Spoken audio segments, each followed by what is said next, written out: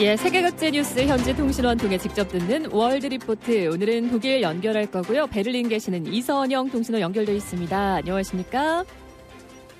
네, 안녕하세요. 예, 부활절 행사는 잘 치러졌습니까, 독일에서?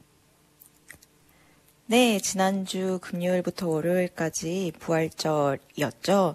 전 세계 그리스도인들이 예수 그리스도의 부활을 기념하고 축하하는 휴일이고요. 독일에서는 오스턴이라고 합니다. 한국에서 가장 큰 명절로 설날과 추석을 꼽는 것처럼 독일에서 한 해 중 가장 큰 명절을 꼽자면 크리스마스 그리고 부활절이에요. 부활절 몇 주 전부터 길거리나 가정집 마당에 토끼 모양 장식품이나 노란 수선화 그리고 나뭇가지에 매달려 있는 달걀 장식들을 쉽게 볼 수 있고요. 독일에서만 볼 수 있는 종교적인 휴일이지만 예예. 네. 말씀 주세요.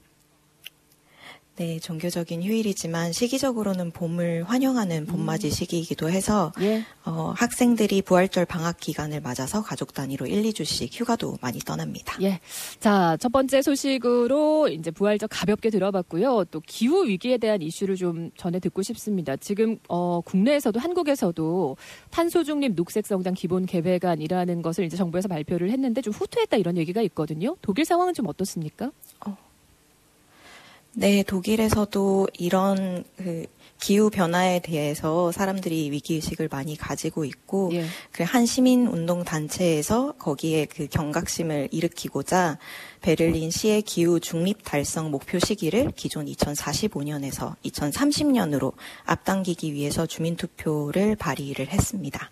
그런데 무산됐다. 이게 아쉽게도 소식. 그렇죠. 예. 네, 너무 아쉽게도 시민들의 참여가 저조해서 투표율이 부족했기 때문인데요.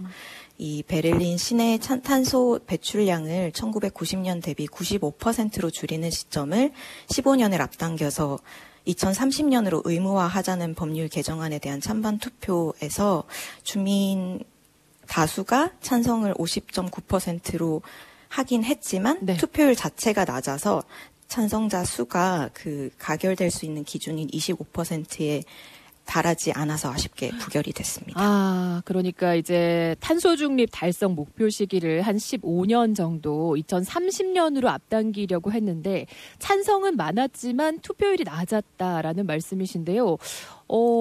주민들이 이렇게 투표에 참여하지 않은 이유는 뭘까요? 아무래도 실패한 가장 큰 이유 중에 하나는 많은 사람들이 이렇게 15년이나 앞당기는 것이 너무 이상적이고 비현실적인 목표라고 생각했기 때문입니다. 주민투표가 가결되면 주택을 친환경적으로 고치는 과정에서 월세가 오르거나 자동차를 마음대로 쓰기도 어려워지다 보면 생활에 불편을 끼칠 거라고 예상한 사람들도 많았고요. 예. 그래도 이 투표를 통해서 남은 한 가지 성과는 베를린시 연립정부가 기후변화 대응을 위해서 50억 유로, 한화로 약 7조 원에 달하는 특별기금 조성에 합의한 것인데요. 일간지 타게스 슈피겔에서 비현실적인 입법 제안이 정치권이 기존 2045년 기후 중립 목표를 지키는 데 도움을 주게 됐다고 짚기도 했습니다. 어쨌든 독일의 국민들은 기후 위기에 좀 적극적으로 대응하는데 어떤 정책적인 전환을 이루는 데는 찬성을 하는데 조금 더 현실적인 것을 내놔라 이렇게 또 어떻게 보면 정치에 요구하고 있다고 또 해석할 수 있을 것 같은데요. 실제로 지켜보시니까 어떻습니까? 그 기후 위기에 대한 국민들의 공감대, 위기감 이런 것들이 실천으로 좀 이어지고 있어요. 독일에서는? 네, 독일에서는 친환경적인 생활 방식이나 여러 가지 사람들의 의식 수준이 굉장히 높다고 저는 느낍니다. 생활 속에서 유기농 식품을 소비하는 것이나 유리병들을 모아서 판트라는 제도를 이용을 해서 이 적립금들을 다시 반환받는 이런 제도들을 굉장히 생활 속에 일상적으로 실천을 하고 있습니다. 예. 자, 다음 이슈 또 전해드리죠. 최근 독일에서 난민 출신 시장 당선자가 나왔다. 이거 독일에서도 굉장히 이슈가 되겠어요. 네, 정말 많은 뉴스가 이에 대해서 나오고 있는데요. 예. 한 시리아 난민이 독일 남서부 소도시 시장 선거에 무소속으로 출마해서 독일인 후보 2명을 제치고 당선됐다는 소식이 들렸습니다.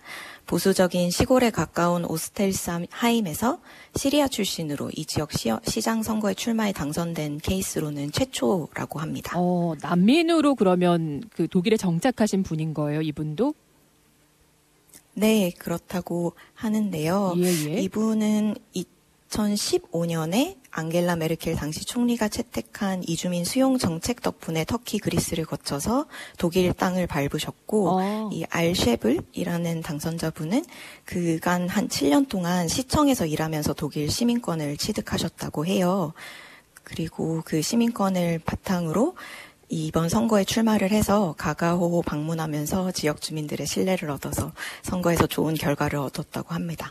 여전히 내전이 한창인 그 시리아 난민들에게도 좀 희망, 치유가 되는 소식일 것 같고, 그리고 이제 사실 이민자 문제라는 것이 몇몇 나라만의 문제가 아니어서 한국도 굉장히 고민을 많이 하고 있거든요. 새로운 또 정책들도 필요한 상황인데 독일은 유럽 중에서도 난민에 대해서 굉장히 좀 포용적인 걸로 유명하지 않습니까? 메르켈 총리가 또 상징적이기도 한데요.